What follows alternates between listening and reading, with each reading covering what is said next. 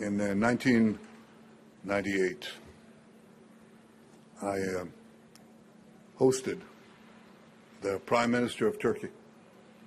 His name was Yilmaz. We had wonderful relations with Turkey at the time.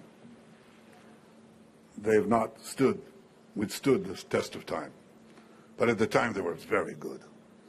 And after a wonderful dinner, the Prime Minister's residence, we had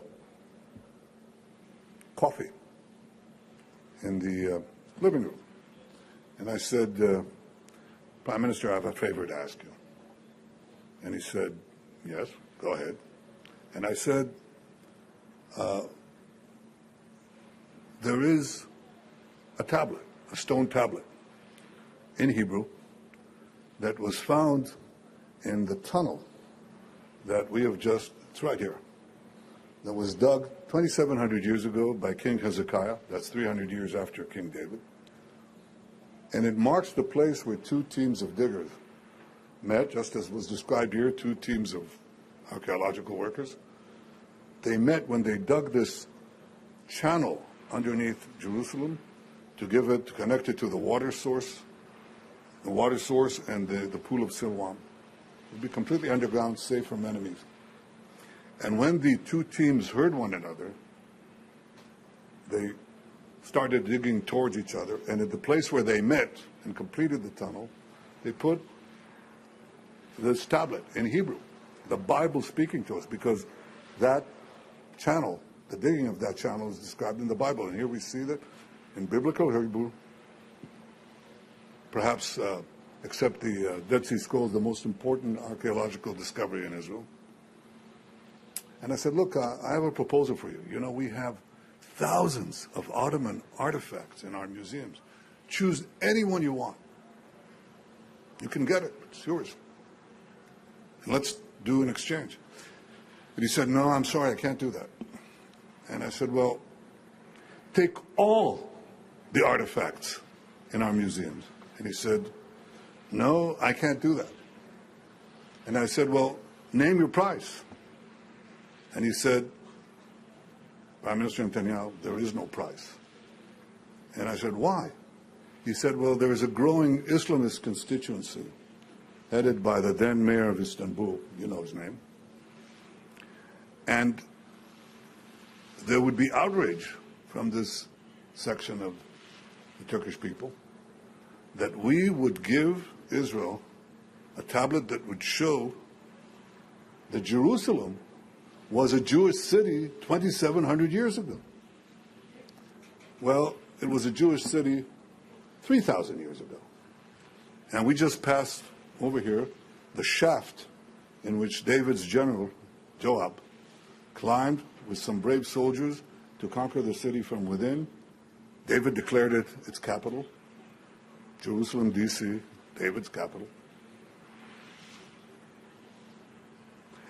And here, right next to these stones, and on these pavements, the prophets of Israel prophesied, the kings of Israel walked, the pilgrims came, and some of the most poetic psalms and prophecies and proverbs in the history of humanity were written, inspiring not only our people, but all of humanity. And this continued for 1,000 years into the time of Jesus, a Jewish rabbi from the Galilee who came here to Jerusalem, the Holy of Holies, and he came here to that pool in Siloam to be purified, where he also performed the miracle of helping the blind see. And then they would walk up the road to this place.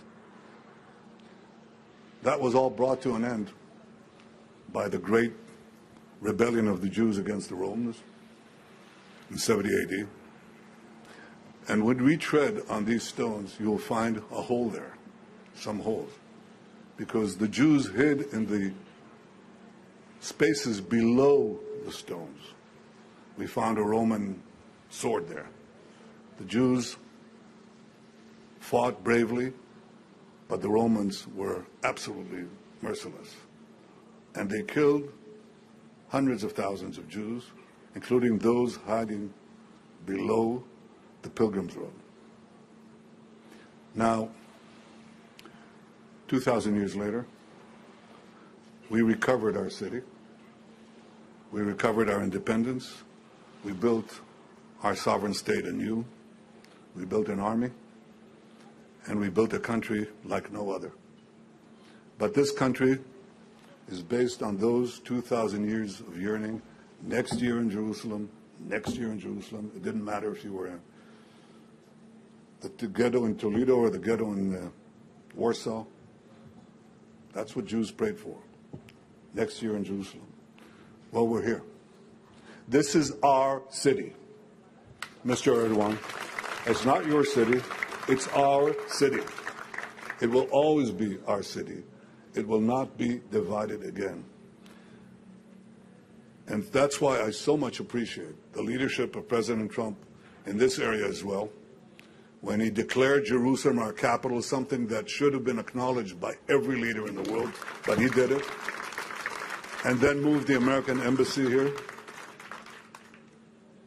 He did things that are so obvious, and yet defied all these governments, all these foreign chancelleries, all these experts who said, you cannot do that. He called me up before he did it. He asked, what do you think? I said, well, you know, would there be riots? Would there be bloodshed? I said, I don't think so. But if there will be, it'll be primarily directed at us, and we are definitely ready. So he just did it. And I welcome today the Secretary of State, Marco Rubio, who understands that this is the foundation of our common Judeo-Christian heritage. It is being challenged today. It's being challenged by a growing Islamist force. It's being challenged by the unity of the Islamists with the ultra-left. They both deny our patrimony. They both deny our heritage. And they are putting all the pressure on European leaders and others who weak-kneed are suggesting that we divide Jerusalem. They're suggesting that we plant a Palestinian state committed to our destruction right here. And we say any unilateral action can be met with unilateral action. This is our city. It is forever our city. It will never be divided again, and there will be no Palestinian state. And that, with that brief commercial, I want to thank the donors, the diggers, the people who committed so much of their lives to this incredible foundation of our civilization and of the Jewish people. You deserve, Davidale, you deserve the eternal gratitude of Jews and Christians and free men and women alike. Thank you all. Thank you, and Am Yisrael Chai, and Jerusalem lives in our hearts. Thank you.